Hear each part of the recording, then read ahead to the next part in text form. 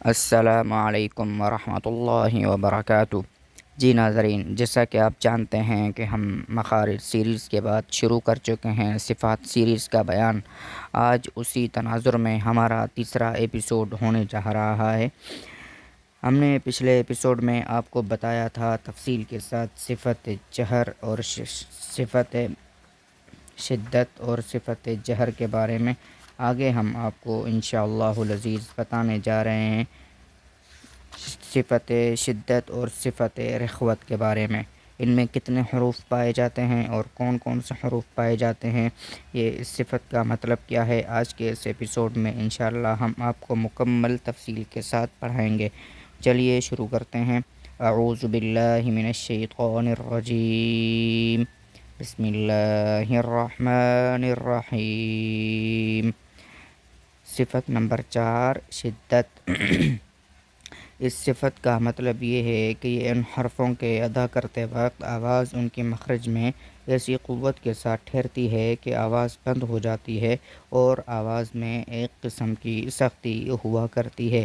ایسے حروف 8 ہیں جن کا مجموعہ بنتا ہے اجیدوکا قاطابوتا، یعنی حمزہ، جیم، دال، کاف، قاف، طا، با، تا۔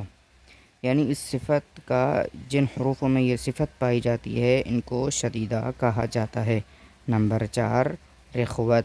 اس صفت کا مطلب یہ ہے کہ ان حروفوں کو ادا کرتے وقت آواز ان کے مخرج میں ایسے ضعف کے ساتھ ٹھہرتی ہے کہ آواز جاری رہتی ہے اور آواز میں ایک قسم کی نرمی پیدا ہو جاتی ہے۔ خلاصہ اور فائدہ۔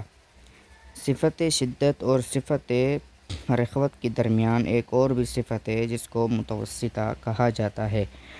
صفت شدت اور صفت رخوت میں جتنے حروف پائے جاتے ہیں، باقی اس کے علاوہ جتنے حروف بچتے ہیں وہ متوسطہ میں بیان ہوتے ہیں۔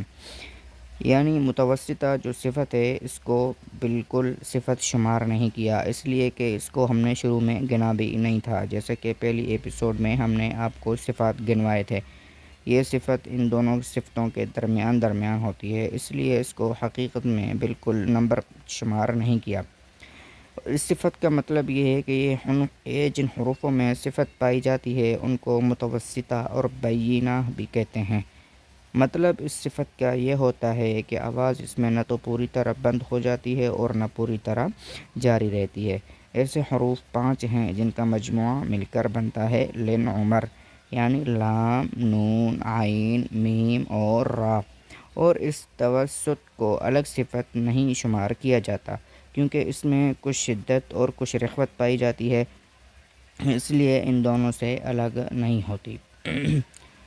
مطلب یہ ہے کہ یہ کوئی ایسی صفت نہیں ہے جو ان دونوں سے جدا ہو، بلکہ انہی دونوں کا کچھ اثر اس کے حرفوں میں ہوتا ہے۔ اس لیے نہ یہ شدت کاملہ ہے یعنی مکمل، ہم اس کو یہ بھی نہیں کہہ سکتے کہ یہ صفت جو ہے شدت ہے، اور ہم اس کو یہ بھی نہیں کہہ سکتے کہ یہ رخاوت ہے، یعنی نہ اس میں شدت پائی جاتی ہے اور نہ نرمی پائی جاتی ہے۔